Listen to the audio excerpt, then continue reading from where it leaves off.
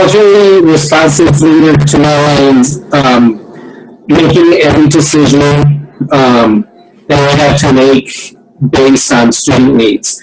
And students, no matter what school or community or city or state you work at, students have different needs.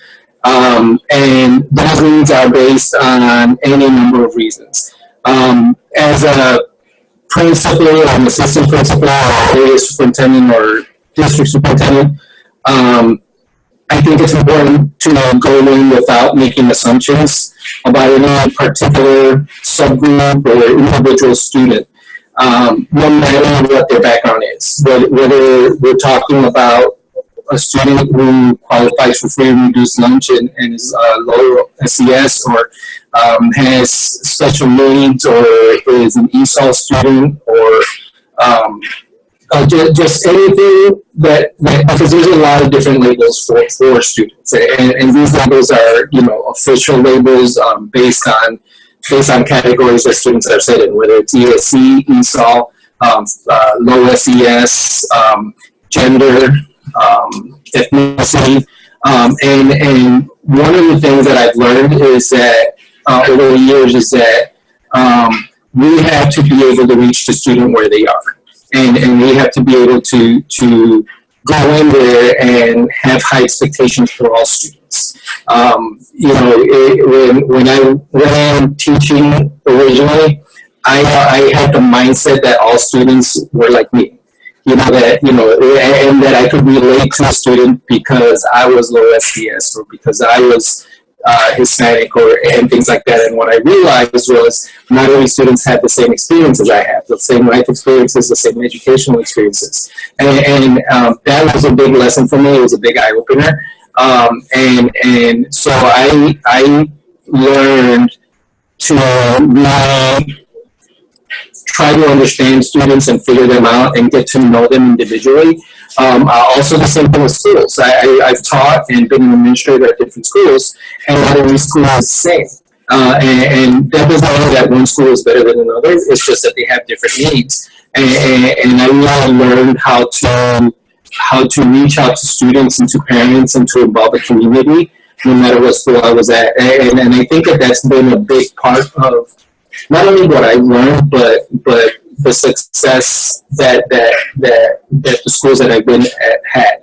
They learned, and I learned how to work with students and teachers and to bring in the best resources possible.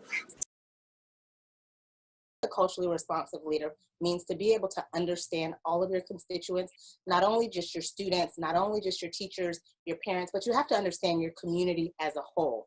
It's extremely important that you're able to connect to all stakeholders so that everyone feels that you are buying in and they are buying in to what your mission and your vision is in regards to student education, teacher preparation, and retention. How important that is, it's extremely important.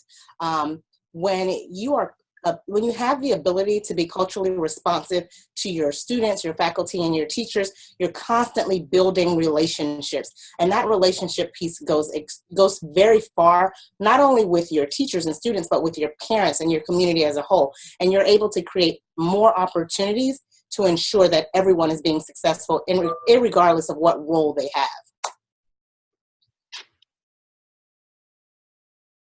Responsive leader, I'll start with the importance, because that's what it narrows down to, how important it is. Cultural response is just being aware of your surroundings. When it comes to leadership in an education field, as a leader, you have to be aware of the diverse populations we teach, whether it's disabilities, culturally, historic backgrounds, because that all ties into the knowledge. And when you're teaching someone about a certain subject, it's important to incorporate that previous knowledge learned. If you ignore it, there can be a huge disconnect between the learning that's going on and the teaching that's going on. So culturally responsive leadership is very important because it's sort of a top-down. You're sort of bringing awareness to the situation that's occurring, which is culturally diverse situation in different school districts, different schools. And when you bring awareness to that, it's a top-down effect where teachers are aware in their teaching methods. Policy is made aware of being diverse and inclusive where you're including families from diverse backgrounds and empowering them in their child's education also, which is an intricate part in education altogether.